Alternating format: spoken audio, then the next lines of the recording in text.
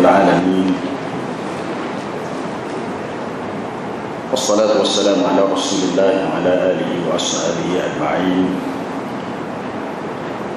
سبحانك لا علم لنا إلا ما علمتنا إنك أنت العليم الحكيم،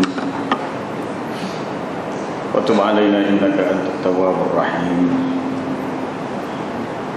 رب اشرح لي صدري ويسر لي أمري واحلل عقدة من لساني يفقهوا قولي.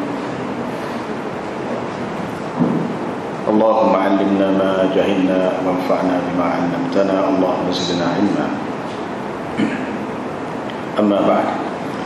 Alhamdulillah, malam ini kita dapat menyambung kembali untuk tafsiran kita dari surah Taha. Jadi malam ini sambungan kita ayat 42 surah Taha. A'udzu billahi minasy syaithanir rajim.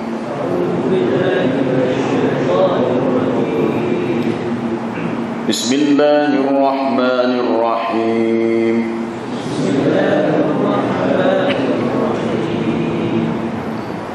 اذهب أنت وأخوك بآياتي ولا تنيا في ذكري.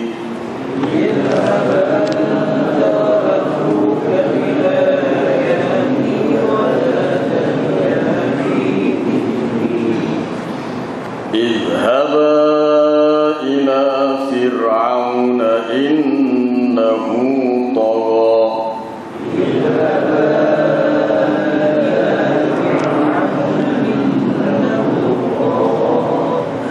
فقولا له قولا لينا لعله يتذكر أو يخشى.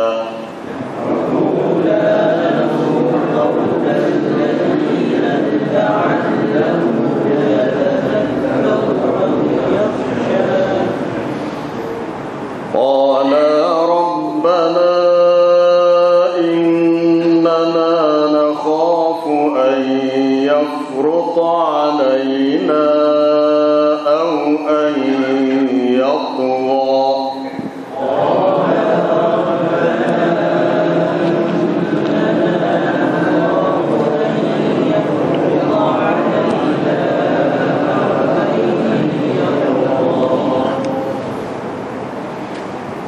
قال لا تخافا إنني معكما أسمع وأرى.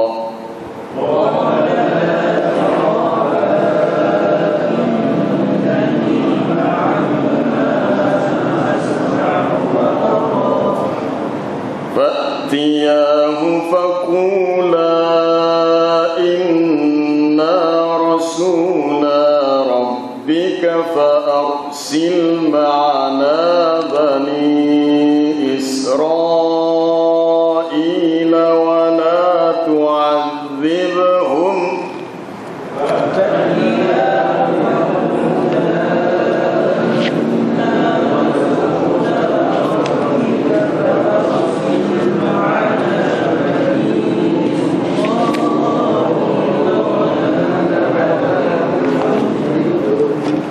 قد جئناك بآية من ربك والسلام على من اتبع الهدى. قد جئناك بآية من ربك والسلام على من اتبع الهدى. إنا قد أوحي إلينا أن العذاب على من كذب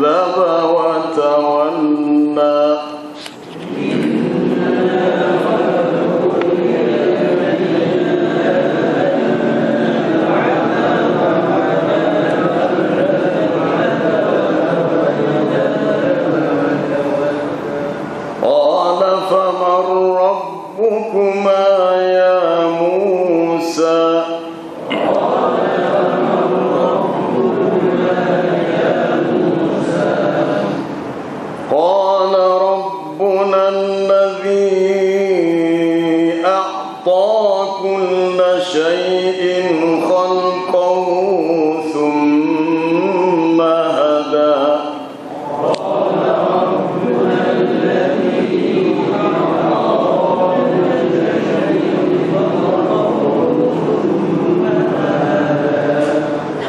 قال فما بال القرون الأولى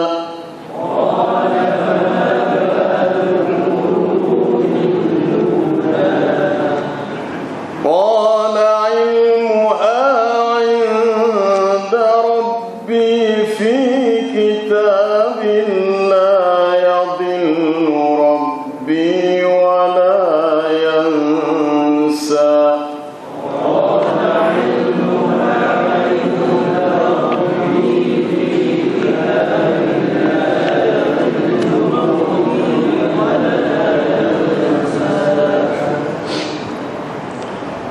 اذهب أنت وأخوك بآياتي ولا تنيا في ذكري.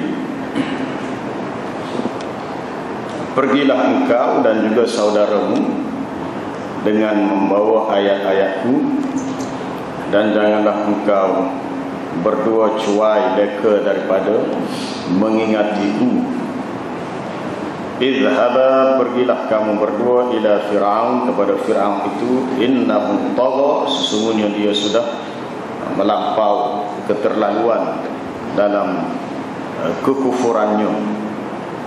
Faqula lahu, maka naklah kamu berdua katakan kepadanya dengan qaulan layyinan, dengan kata-kata yang lembut, perkataan yang baik, lemah lembut. La'allahu, mudah-mudahan dia yatadzakkar, dia ingat ataupun dia tahu kesilapannya, au yakhsha, atau dia merasa takut. Qala, kedua-duanya berkata, Nabi Musa dan Harun alaihi wassalam berkata, Rabbana, wahai Tuhan kami, innana nakhafu, sesungguhnya kami merasa takut, an yafrata alaina, bahawa dia akan bertindak keterlaluan ke atas kami, sama ada dia menyeksa kami ataupun yatgha, ataupun dia melampaui batas.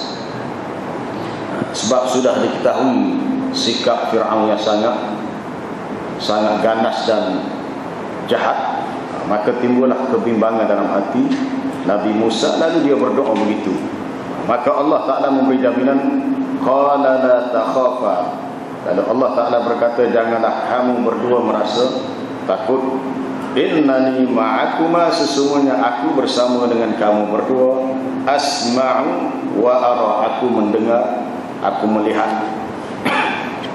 Allah Ta'ala memberi jaminan bahawa dia tetap bersama Nabi Musa dari sudut memberi pertolongan dan penjagaan.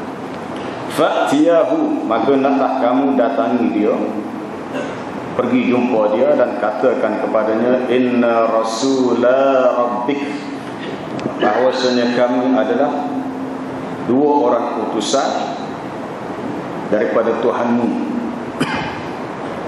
Inna rasula, ni musanna, dia asalnya ni. Kalau rasulun seorang, rasula ni dua, ramai ar-rusul. Tapi dia hazaf nun sebab rasulani idhafah sandar kepada perkataan rabbik, seperti ayat tabbat yada abi lahabin wa tab, asalnya tabbat yada ni, tapi perkataan yada idhafah kepada abi, maka dia hazaf nun. Itu kaedah, segi kaedah nahwu gitulah. Inna rasula, bahawasanya kami ini dua orang utusan daripada Tuhanmu, maka fa'arsil ma'ana Bani Israel, lepaskanlah, bebaskanlah bersama dengan kami Bani Israel. Sebenarnya Fir'aun dia ada penjara yang khusus untuk dia kurung Bani Israel. Jadi Bani Israel diseksa, diberi kerahan kerja yang berat. Maka Nabi Musa kata, kami nak kamu lepaskan Bani Israel supaya dia selamat bersama dengan kami. Wala tu'adzibuhum, jangan kamu seksa mereka. Qad ji'naka bi ayat, sesungguhnya kami datang kepada kamu dengan membawa ayat. Ayat ini maknanya mukjizat. Qad ji'na, ada sedikit qalqalah pada dah tu, qad ji'naka. Kita tak boleh idghamkan qad ji'na, tak boleh. Dalam qiraat lain adalah dan tu idgham dalam jim, tapi dalam bacaan hafaz tak boleh idgham. Qad ji'naka, ada sedikit qalqalah pada dah. Sesungguhnya kami datang kepada kamu dengan membawa ayah ni mukjizat mir rabbik, daripada Tuhanmu. Maknanya bukti. Wassalamu ala man ittaba'al huda, dan selamatlah, sejahteralah ke atas sesiapa yang ikut jalan petunjuk. Inna qad, bahawasanya sesungguhnya kami, dua kali sesungguhnya tu. Inna qad uhiya ilaina, telah diwahyukan kepada kami, annal azaba, bahawa azab itu akan menimpa ke atas sesiapa yang kadzdzaba wa tawalla, sesiapa yang mendustakan yakni ayat-ayat Allah, dan sesiapa yang berpaling, maksudnya yang engkar. Lalu Fir'aun bertanya, famar rabbukuma ya Musa, siapakah Tuhan kamu berdua wahai Musa dan juga Harun? Sebab dia tujukan soalan ini kepada Nabi Musa dan Nabi Harun. Maka dia tanya, siapa Tuhan kamu wahai Musa dan juga Harun? Maka mereka menjawab, Rabbuna alladhi a'ta kulla syai'. Dia tak terus kepada jawapan, tapi dia beri sifat bagi Allah yang memberikan setiap sesuatu yang dia ciptakan itu. Allah Ta'ala yang memurniakan setiap makhluk yang dia ciptakan itu dengan apa yang dia nak kurniakan. Tuhan kami adalah Tuhan yang a'ta, yang memberikan kulla syai', setiap sesuatu kepada khalqahu, kejadiannya. Apa yang Allah Ta'ala ciptakan, maka ada rezeki untuknya. Maksud beri di sini, Allah Ta'ala beri rezeki pada setiap makhluk ciptaannya. Thumma hada, kemudian dia beri petunjuk. Nanti kita akan tengok kaitan ayat ini dengan ayat dalam surah Al-A'la, sabbih isma rabbikal a'la. Lalu dia bertanya lagi, fama balul qurunil ula, bagaimana pula keadaannya dengan kaum-kaum yang hidup pada kurun-kurun terdahulu? Maka Nabi Musa beritahu, qala ilmuha 'inda rabbi fi kitab, ilmu tentang perkara itu, pengetahuan tentang soal kaum zaman dahulu ada di sisi Tuhanku dalam kitab. Dalam kitab, dalam ketentuan Allah di Lauh Mahfuz. La yadhillu rabbi wa la yansa, Tuhanku tak pernah terkeliru, tersilap dalam perkara itu, dan dia tidak lupa. Baik, semua jalan cerita masih tentang kisah dakwah Nabi Musa kepada Fir'aun. Dalam ayat sebelumnya ada dah kita jumpa dah ayat idhhab ila fir'auna innahu tagha. Kemudian muncul pula selepasnya idhhab anta wa akhuka bi ayati. Lepas tu baru pula idhhaba ila fir'aun. Perintah untuk idhhab, pergilah. 3 kali. Idhhab ila fir'auna innahu tagha, idhhab anta wa akhuka bi ayati, idhhaba ila fir'auna innahu tagha. Maknanya perintah ni adalah perintah yang sungguh-sungguh, bukan perintah yang main-main, dan bukan perintah yang perlu ditangguh-tangguh. Maknanya perlu segera. Apabila Allah tahu, Allah Subhanahu wa ta'ala ulang perkara yang sama beberapa kali. Idhhab anta wa akhuka, pergilah kamu dan saudara. Sebab dalam doa Nabi Musa dia minta supaya Allah Ta'ala jadikan Nabi Harun sebagai pembantunya. Allah Ta'ala jadikan Nabi Harun sebagai pembantu kepada Nabi Musa. Waj'al li waziran min ahli Harun akhi.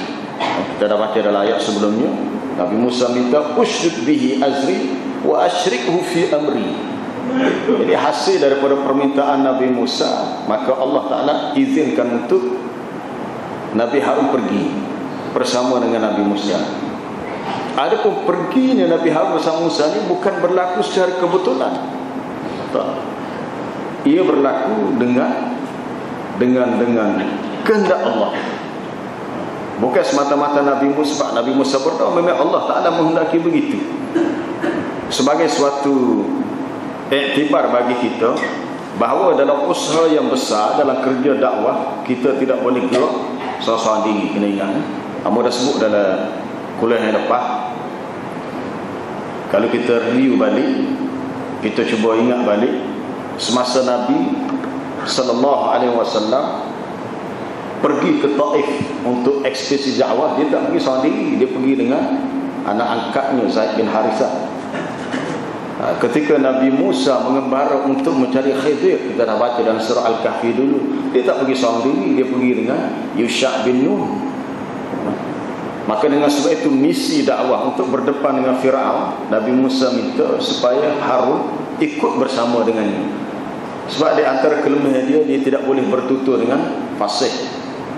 Lidah dia tidak lancar berkata-kata, lekat. Sebab ada masalah berlaku masa dia kecil dulu lah.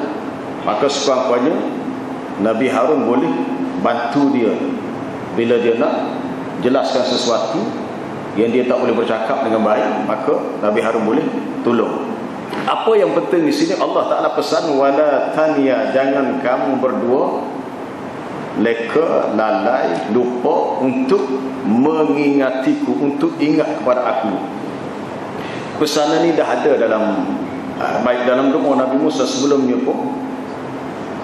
Memang Nabi Musa minta apabila Nabi Harun ada bersama dengan aku, menjadi sebab kepada wa nadhkuraka katsira kay nusabbihaka katsira wa nadhkuraka katsira, supaya kami lebih mudah untuk bertasbih memujimu dan banyak mengingatimu. Rupa-rupanya dalam bab zikir sama ada bersendirian, tak ada hal apa-apa, ataupun dalam kes kita ada masalah besar, kita perlukan seseorang untuk ingatkan kita. Mungkin kita dah tahu bila ditimpa musibah, hendaklah kita ingat kepada Allah, bacalah inna lillahi wa inna ilaihi rajiun. Tapi kadang-kadang kita terlupa atas sifat kita manusia lemah, kita terlupa. Maka perlu ada seseorang ingatkan kita. Sebab tu soal Nabi Musa pergi dengan Nabi Harun, kehadiran Harun, kebersamaan Harun dengan Nabi Musa boleh membantu Nabi Musa untuk tidak leka, tidak lalai sedikit pun dalam zikirnya, mengingati Allah. Ini dalam bab dakwah. Sebenarnya banyak lagi dalam urusan lain, dalam bab ibadah. Kita solat itu zikir. Allah Ta'ala memerintahkan apabila kita selesai salat, fa idza qadaytumus salata fadhkurullaha qiyaman wa qu'udan wa 'ala junubikum fa idza tma'nantum faqimus salah innas salata kanat 'alal mu'minina kitaban mawquta. Apabila kamu telah selesai salat, maka hendaklah kamu ingat kepada Allah. Tidak cukup ingat kepada Allah semasa salat. Fa idza qadaytumus salata, bila selesai salat, habis dah salat, fadhkurullah, sama ada qiyaman, berdiri, wa qu'udan, duduk, wa 'ala junubikum, dalam keadaan kamu berbaring. Fa idza tma'nantum, bila kamu merasa aman, tidak lagi berasa ada suasana. Sebab ayat ini dalam bab peperangan sebenarnya, dalam bab perang. Fa aqimus salah, maka dirikanlah salat. Sesungguhnya salat itu satu kefarduan yang telah ditentukan waktunya. Sama juga dalam bab salat Jumaat. Salat Jumaat, fa idza qudiyatis salatu fa idza qudiyatis salatu fantashiru fil ardi wabtagu min fadlillah wadhkurullaha katsira la'allakum tuflihun. Apabila selesai salat, maka bolehlah kamu bertebaran atas muka bumi, pergilah nak pergi ke mana, carilah kurniaan rezeki yang Allah Ta'ala berikan, dan hendaklah kamu banyak ingat kepada Allah. Mudah-mudahan kamu berjaya. Dalam bab peperangan, ya ayyuhallazina amanu idza laqitum fi'atan fasbutu wadhkurullaha katsiran la'allakum tuflihun. Wahai orang-orang yang beriman, apabila kamu bertemu dengan musuh, sekumpulan musuh dalam medan peperangan, fasbutu, tetap. Maksudnya kuatkan jiwa, jangan lari, jangan takut. Wadhkurullaha katsiran, ingatlah kepada Allah dengan ingat yang banyak. Maknanya melazimkan dengan zikir.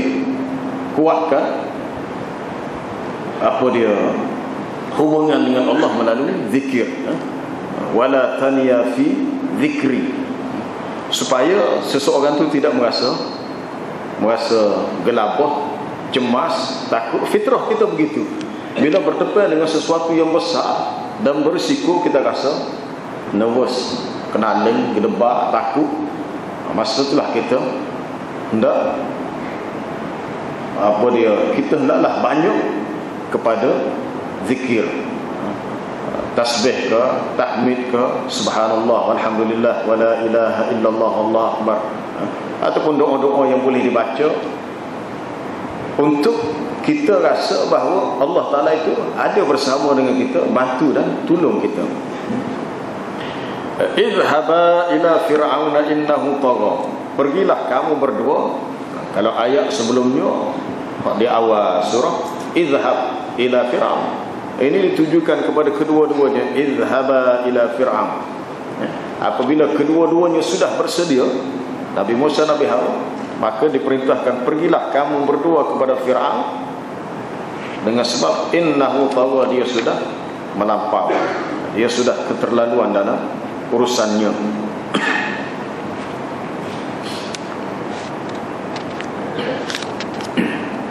Adapun dikatakan tagha di sini sebab sudah diketahui bahawa dia dengan sombong mengaku bahawa dia sebagai Tuhan. Fir'aun kan mengaku dia sebagai Tuhan. Bahkan diceritakan dalam surah Az-Zukhruf, wa nada fir'aunu fi qaumihi qala ya qaumi alaysa li mulku misra wa hadhihi al-anharu tajri min tahti afala tubsirun. Maka Fir'aun pun menyeru kepada kaumnya, tidakkah kerajaan Mesir ni aku yang punya?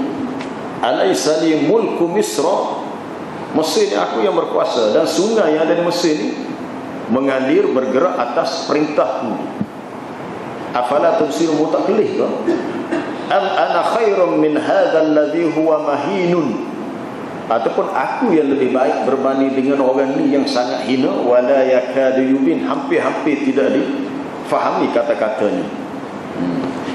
Itu cerita tentang sombongnya dia, sebab puncanya kerana kuasa. Manusia ni bila ada kuasa, dia rasa dia boleh buat apa saja, padahal kuasa tu tidak ke mana, akhirnya dia akan mati juga.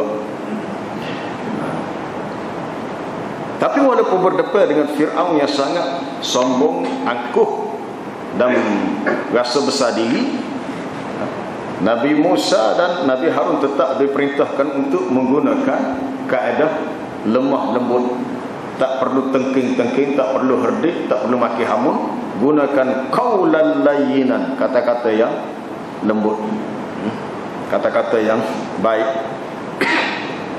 Ay fakallamahu kalaman raqiqan latifan la khushunata fihi. Hendaklah kamu berkata kepadanya dengan perkataan yang raqiq, yang halus, yang lembut. Maknanya perkataan yang kalau orang dengar, kau nak marah jadi tak jadi marah. Sebab fitrah manusia begitu. Fitrah manusia begitu. Tapi kadang-kadang kita ni kalau tak boleh kawal emosi, kita tahu orang marah, kita lawan juga dengan marah. Tak ada jadi apa lah, dia akan meletup lah. Orang marah, bila marah ni panas, bakar, kita pergi simbah minyak pun habis lah. Bila simbah minyak, maka semakin besar kemarahan dia. Orang marah, kita marah balik, marah dengan marah, dia tak dapat memadam kemarahan. Kita mesti cuba cool, cuba sejuk, dan cuba tidak melawan. Itu lebih baik. Nama-nama dia akan berhenti sedikit. Diperintahkan untuk menggunakan qaulan layyin, perkataan yang baik. Perkara yang sama pernah dipesan kepada Nabi SAW bila berdepan dengan beberapa orang sahabat. Fabima rahmatin minallahi linta lahum, dengan sebab rahmat daripada Allah engkau berlembut dengan mereka. Walau kunta faddan ghalidhal qalbi, kalau engkau bersifat faddan, fadh ni bengih, keras, bekim, pongoh, ke hati, bahasa pungkasa, tindakan pungkasa, nescaya lam faddu min haul, pakat lari habislah. Tak ada siapa yang nak ikut kamu. Maka Allah Ta'ala pesan kepada Nabi untuk jaga dakwahnya supaya terus diterima dan tidak ditolak. Maka Nabi menggunakan pendekatan lembut. Untuk siapa? Untuk para sahabat. Dalam konteks para sahabat, soal keras dengan orang kafir, orang munafik dalam situasi tertentu, kena faham, dalam situasi khususnya peperangan. Ya ayyuhan nabi jahidil kuffara wal munafiqina waghluz alaihim. Wahai Nabi, hendaklah kamu berjuang lawan orang kafir, orang munafik, dan hendaklah bersifat keras terhadap mereka. Dalam situasi lain, itu dalam situasi qital, dalam mesej dakwah, dia punya metodologi, dia mesti dengan cara yang lembut. Hatta kalau mereka guna perkataan syatam, ni cela, maki, kita tidak membalas celaan mereka dengan celaan yang sama. Tak boleh. Kita kena tahan. Sebab kalau kita balas balik atau kita memulakannya lagi tak boleh. Kalau kita memulakannya, wala tasubbul ladzina yad'una min dunillah fayasubbullaha adwan bighairi ilm. Janganlah kamu mencela, mencaci maki sembahan-sembahan yang mereka sembah selain daripada Allah.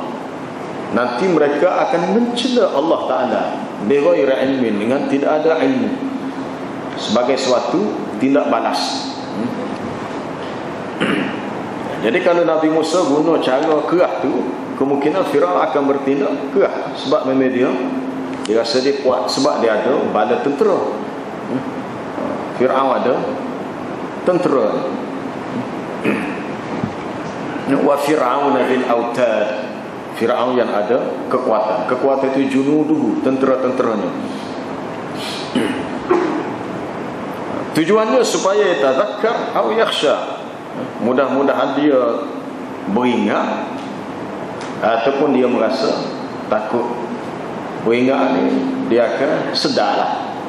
Dia akan sedar bahawa dia sadar dan timbul rasa takut bila dia teringat balik kesalahan-kesalahan dia. Yang diharapkan begitu. Yakhsha mana yakhsha iqab Allah al-ma'udu bihi ala lisanikuma. Mudah-mudahan dia takut kepada azab siksaan Allah yang dijanjikan melalui lidah kamu berdua, melalui seruan dakwah Nabi Musa dan Nabi Harun.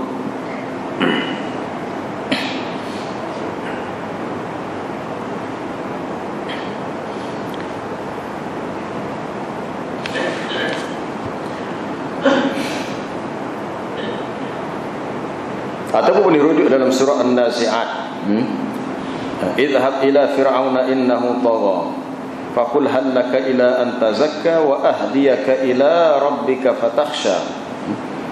Katakanlah bahawasanya mungkin bagi kamu ada peluang untuk membersihkan diri, lalu aku memberi petunjuk untukmu menuju kepada Tuhanmu, lalu kamu merasa takut.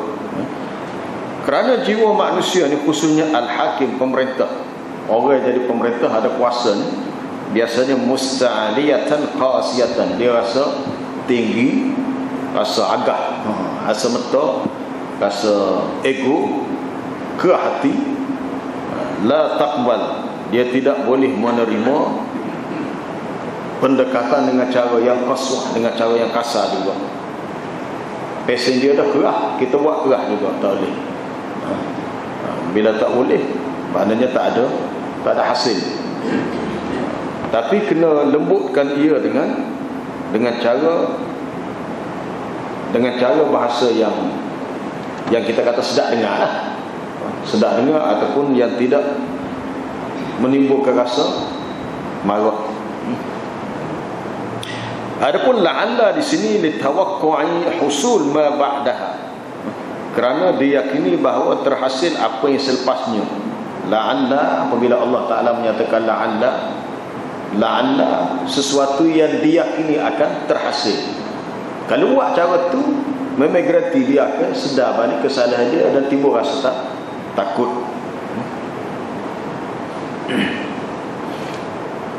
Jadi ayat ni adalah suatu ibrah, satu pengajaran bahawasanya walaupun Fir'aun itu berada pada tahap yang sangat istikbar, sangat takabur ataupun sombong besar diri. Dan Nabi Musa alaihissalam adalah makhluk pilihan Allah. Allah Ta'ala yang pilih Nabi Musa untuk dihantar kepada Fir'aun bagi tujuan dakwah ni. Pada masa itu juga tidak boleh Nabi Musa berkata dengan Fir'aun kecuali dengan bil mulatafah wal layyin, bil mulatafah, dengan cara yang berlemah lembut, dengan cara yang baik. Sebagaimana yang Allah Ta'ala nyatakan dalam ayat 125 surah An-Nahl, ud'u ila sabili rabbika bil hikmah wal mau'izatil hasanah. Serulah manusia ke jalan Tuhanmu dengan cara yang hikmah dan nasihat yang baik. Wajadilhum billati hi ahsan, dan berbantahlah, berdebatlah dengan mereka menggunakan cara yang ahsan, yang paling baik. Cerita debat dia ni ada dalam surah Al-A'raf dan surah Asy-Syu'ara. Nabi Musa kata gini, Fir'aun jawab gini. Lepas Fir'aun jawab gini, Nabi Musa jawab macam ni pula. Sesiapa yang baca, kita akan faham bahawasanya sebenarnya Fir'aun ni dia keliru. Dia keliru sebab orang yang tak ada hujah, dia pakai hentam. Dia pakai hentam. Ada ketikanya dia tuduh Nabi Musa ni gila. Dia mengatakan Nabi Musa ni gila, la majnun.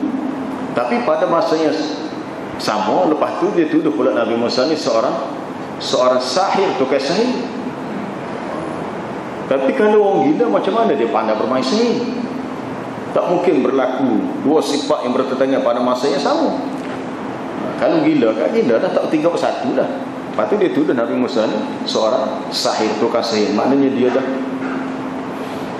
tak erti nak kata gapo, dia pakat kata ikut sedap dia, menunjukkan dia seorang yang sangat kematian hujah, tak ada hujah. Nabi Musa menyatakan kebimbangannya. Dia kata qala rabbana, wahai Tuhan kami. Ni qala ya rabbana. Takdirnya ada harfun nida, tapi harfun nida mahzuf. Sebab tu baca qala rabbana, mana qala ya rabbana. Rabbana jadi munada mudhaf.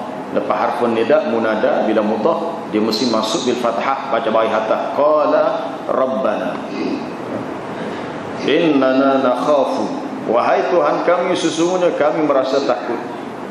Timbul persoalan, takut juga Nabi Musa. Dia dah diberi mukjizat. Dia tahu dah tongkat dia ni bila lepak boleh tukar jadi ular. Dia tahu tangan dia kalau buah dalam bawah fi ibtihi, bawah ketiak, bawah poket dia keluar, tangan tu bercahaya. Dia ada bukti, mana dia tak kita tangan kosong. Dia akan bawa bukti bahawa dia rasul. Mudah-mudahan mereka tu akan terima, atau paling tidak dia menang, dia betul kalah.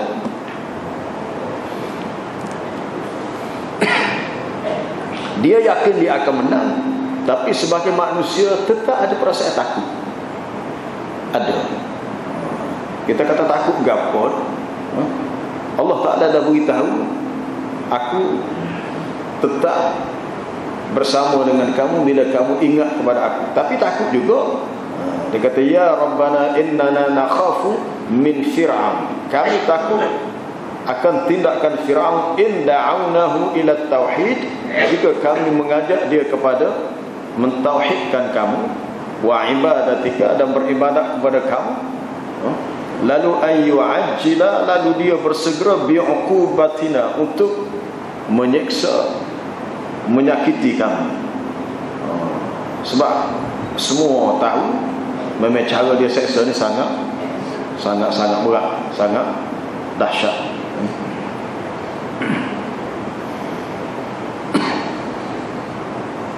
Jadi perkataan takut yang disebut di sini menunjukkan bahawasanya nabi-nabi dan rasul juga memiliki perasaan takut seperti orang lain. Betul. Dalam beberapa sudut mereka ada kelebihan, tapi dalam beberapa sudut yang lain mereka sama dengan orang lain. Walaupun dia ada makam sebagai rasul, sebagai nabi, tapi tidak siapa kata dia ni tidak takut rasa, takut juga. Tetap ada perasaan takut atas sifat dia sebagai manusia. Maka Allah Ta'ala memberi jaminan, la takhafa, jangan kamu berdua merasa takut. Bab takut ni kita ingat pada peristiwa masa Nabi SAW berhijrah dari Mekah ke Madinah. Sahabat-sahabat yang lain berhijrah lebih awal. Nabi pergi ke dia sikit. Nabi pergi dengan Abu Bakar, tapi dia terpaksa mengambil jalan lain. Suatu jalan menuju bahagian kona-kona sikit lah, bersembunyi di Gua Thur. Gua Thur ni tak jauh mana, semelengkap ya daripada, kalau sekarang ni kalau pergi Mekah belakang Ajiat tu, Ajiat lepas kedudukan sekarang ni, kalau Ajiat ni belakang menara bangunan ada menara jam tinggi tu, jadi mercu tanda Mekah sekarang. Belakang tu Ajiat, lepas Nafak, lepas terawang sikit ada tu dia Gua Thur. Barunya Gua Hira ni dekat Jabal Nun, jauh lagi tu, jalan lagi ke Arafat, jauh lagi, tak jauh Gua Thur. Ketika Nabi bersembunyi di Gua Thur, memang ada perasaan takut. Perasaan takut tu lebih ketara Abu Bakar. Idhuma fil ghar idh yaqulu li sahibihi la tahzan innallaha ma'ana. Ketika Nabi bersama dengan sahabatnya dalam Gua Thur, lalu dia berkata, jangan kamu rasa sedih. Bukan sedih saja, takut pada juga. Sebab kalau baca dalam sejarah memang begitulah, dalam sirah disebut bila tentera musuh yang mencari mereka berdua ni melintasi kawasan itu, Nabi kata, kalaulah mereka tu tunduk, nescaya mereka nampak kita. Jadi ada perasaan takut.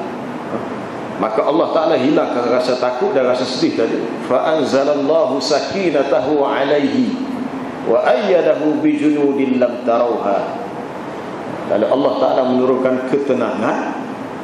Bila diberikan ketenangan dan diperkuatkan dengan tentera yang mereka tidak melihatnya, malaikat lah. Wa ja'ala kalimatal ladzina kafaru sufla wa kalimatullahi hiyal ulya. Lalu Allah Ta'ala menjadikan kalimah Allah itu yang lebih tinggi, kalimah orang kafir itu yang rendah. Pada dalam situasi itu pun takut. Tapi hebat dalam peristiwa hijrah, semuanya main peranan. Asma binti Abu Bakar berulang-alik bawa makanan. Walaupun dia kata takut, tapi sebab ini perintah dia kena buat juga. Apa dia? Amir bin Fuhairah bawa kambing gembala dia untuk membolehkan tapak kaki pada pasir ni, tempat Nabi lalu ni tak nampak lah. Masing-masing ada tugasan dia. Walaupun semuanya rasa takut, Asma pun rasa takut, mungkin orang kafir Mekah tahu, Amir bin Fuhairah pun takut, tapi disebabkan yakin Allah Ta'ala akan jaga orang yang berjuang untuk agamanya, mereka tetap buat juga. Jangan takut, sesungguhnya aku bersama dengan kamu, asma'u wa ara, aku mendengar dan aku melihat. Allah Ta'ala mengisbatkan dua sifat dia, sifat as-sami' di sifat al-basir, aku dengar, aku lihat. Maknanya aku tetap bersama dengan kamu dan pasti aku akan memberi an-nasr wa ta'yid, pertolongan dan sokongan kemenangan bagi kamu, wal hifzi, dan penjagaan. Apa-apa sahaja yang berlaku, aku tetap ada bersama dengan kamu. Wa innani sami'un lima yajri bainakuma wa bainahu, aku mendengar apa yang berlaku antara kamu berdua dan dia. Walastu bighafilin ankuma, aku tak pernah leka terhadap keadaan kamu. Wa ara kullama yaqa'u, aku melihat setiap yang berlaku. Itu jaminan daripada Allah bahawa dia akan jaga Nabi Musa dan Nabi Harun. Yang pentingnya dakwah tu kena buat. Mungkin kalau kita nak fikir singkat, kita kata Nabi Musa terus berdoa, ya Allah, berilah petunjuk kepada Fir'aun. Tak payahlah aku pergi, aku pun tak memikir banyak, tidak kenal di kedebar ke apa. Beri hidayah dia. Muka hidayah itu daripada kamu. Kalau buat mudah gitu, maka kita kata ia dah menyalahi sunnatullah. Bahawa sunnatullah dia tidak begitu. Sunnatullah, setiap Nabi dan Rasul yang Allah Ta'ala utuskan, dia mesti menempuh jalan dakwah yang payah, susah, dan mesti ada penentang, ada orang lawan dia. Wa kadzalika ja'alna likulli nabiyyin aduwan minal mujrimin. Demikianlah kami jadikan bagi setiap nabi itu ada musuhnya dari kalangan orang yang mujrim. Mujrim ni orang yang bersalah, berdosa, orang yang tak setuju dengan dakwah dia, orang yang menentang. Tapi Allah Ta'ala beri jaminan bahawa dakwah kebenaran pasti akan menang, dan orang yang berada pihak yang batil, pihak yang salah, dia akan kalah akhirnya. Fa'tiyahu faqula, mungkinlah jumpa dia dan katakan kepadanya, inna rasula rabbik, kami ini adalah utusan daripada Tuhanmu, kami ini adalah utusan daripada Allah, dan kami minta kepada kamu supaya lepaskan Bani Israel, bebaskan dia. Cerita ni panjang sebenarnya. Surah Taha ni sebut ni satu episod baru. Dalam episod yang lain, bahagian lain, sebab dia punya jangka masa dakwah dia lama, jangka hayat dia lama. Negara Mesir pernah ditimpa dengan musibah berbentuk ribut taufan. Ribut taufan penuh habis, tak ada orang nak buat. Fir'aun dan orang-orang dia mari jumpa Nabi Musa, tolonglah, ud'u lana rabbaka bima ahida indak innana la muhtadun. Mintalah kepada Tuhanmu, mintalah kepada Allah supaya dihilangkan musibah ni dengan sebab kedudukan kamu sebagai utusannya. Dia ngaku pula apa, tapi tak ikut dakwah Nabi Musa. Bila hilang taufan, mari pula orang lain. Tapi dia berjanji, dia kata kalau hilang musibah ni kami akan beriman. Bila hilang musibah tu, bala bencana, mereka tidak tunaikan janji untuk beriman. Mari pula bala lain dalam bentuk serangan belalang. Fa arsalna alaihimut tufana wal jarad.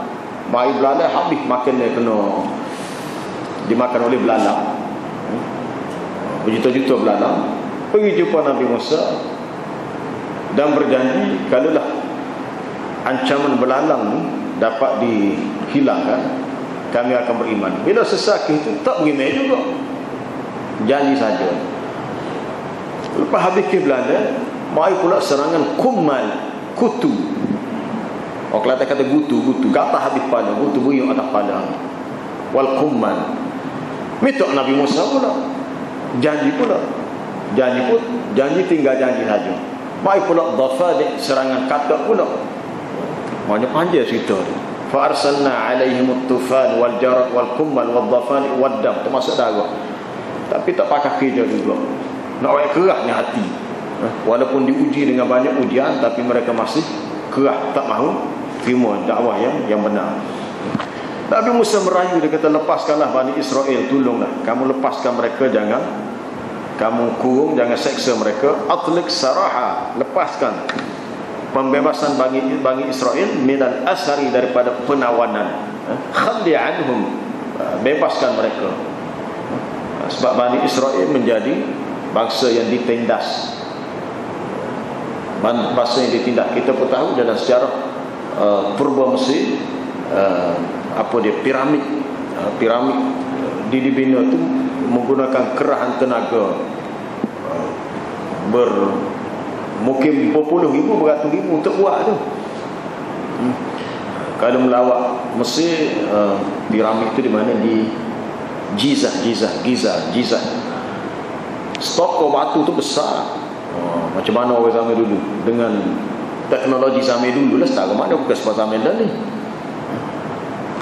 Tapi begitulah, menggunakan kerah tenaga menyebabkan ramai Bani Israel yang terseksa dan mati.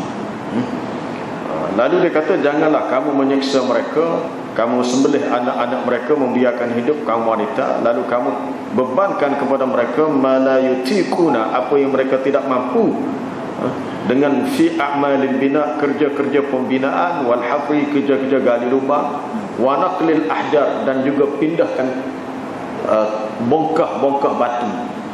Naqlil ahjar, batu-batu buat itulah piramid apa dan binaan-binaan lain. Sesungguhnya kami datang kepada kamu dengan membawa ayat yang ini mukjizat.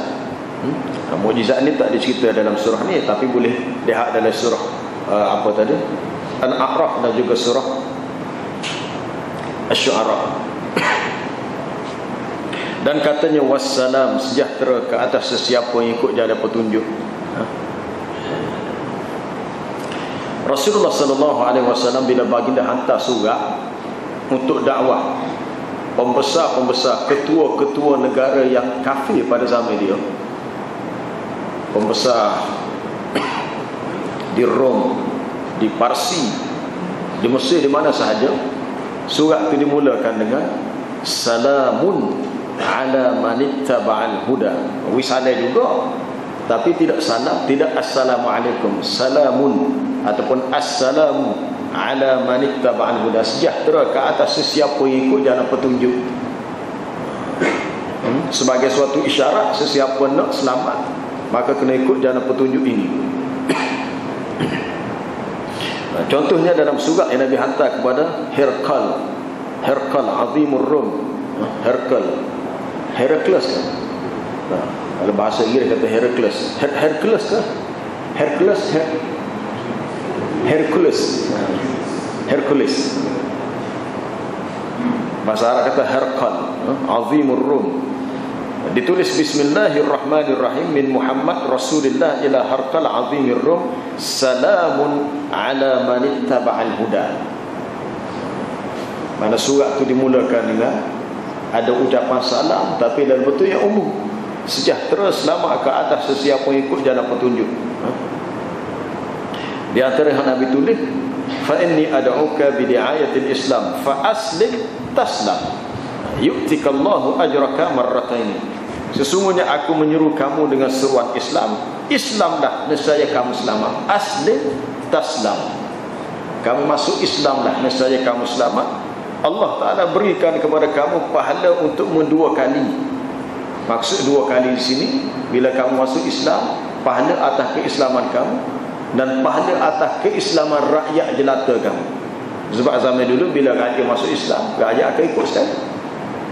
Sebab tu cuba kita fikir, apa kita di tanah Melayu ni majoriti orang Melayu Islam. Sebab masa pendakwah datang dulu, mereka sasarkan dakwah Islam ni kepada sultan-sultan Melayu.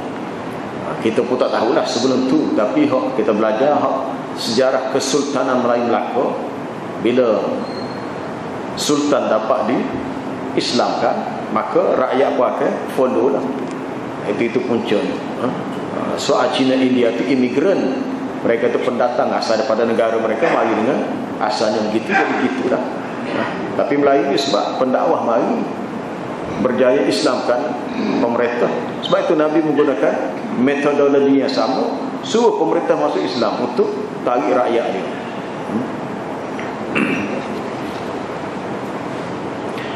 Sesungguhnya kami telah diwahyukan bahawasanya azab itu akan menimpa ke atas sesiapa yang mendustakan dan berpaling.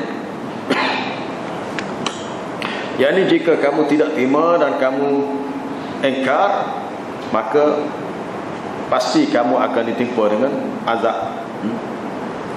Dia tak kata siapa-siapa, dia kata alaman, ke atas sesiapa yang kadzdzaba wa tawalla.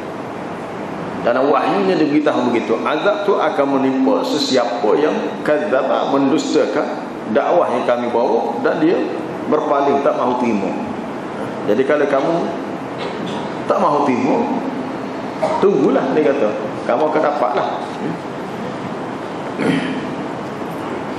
Wallahu a'lam. Kita beri setakat itulah. Sambungi ayat berikut tu sama lain kali lah.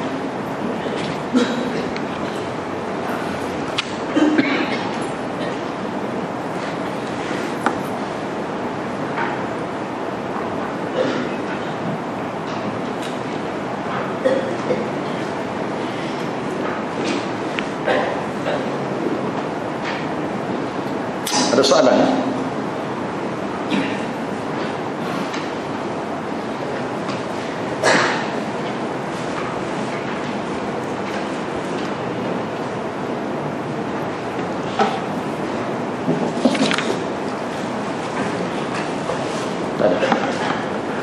Subhanakallah bihamdika asyhadu an la ilaha illa anta astaghfiruka wa atubu ilaik.